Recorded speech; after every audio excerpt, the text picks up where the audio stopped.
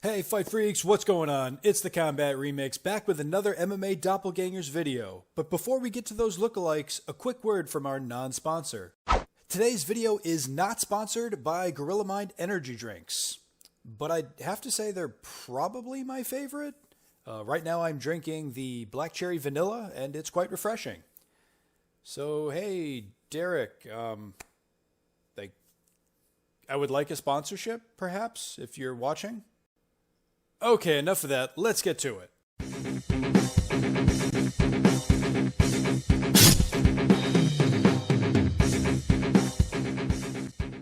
Up first, we have Claudia Gadelha and fitness model Eva Andressa.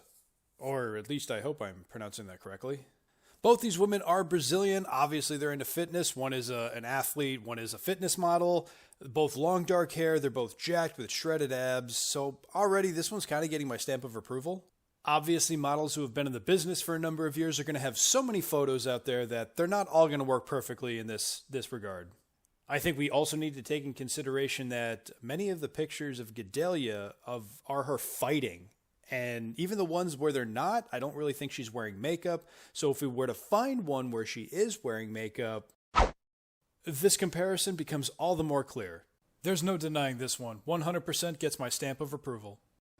Up next, we have Paige Van Zant and Emilia Clarke, who is probably best known for her role as Daenerys Targaryen in Game of Thrones. And I think this one's pretty spot on. I didn't have to go through too many pictures to even make this one work. I mean, as you can tell, we got one smiling and the other more of a stern look, and you can still see the resemblance. But as good as this one is, I might even have a better comparison for Paige Van Zant, and that is adult film actress Jessa Rhodes. And at first, I didn't even realize how perfect this comparison was until I stumbled across this picture. I had to double check because at first glance, I couldn't even be 100% sure who was actually in the photo. It could have been either one of them. Okay, up next we have Matt Hamill and Rocky Marciano. No. But hold on just a sec. I think I can salvage this one. I think they just, whoever the heck put these two pictures together picked probably the worst two pictures because I've already found one that makes this a lot better. I still wouldn't put this one in the upper tier level, but I'll at least give it a mid-tier level now. Up next, we have Michael Chiesa and professional poker player Alex Keaton. And while I do like this one, I kind of get the feeling that Chiesa gets a lot of comparisons based on the beard alone. I mean, whether it's someone from Duck Dynasty or even Christ, the beard alone just kind of makes it somewhat comparable.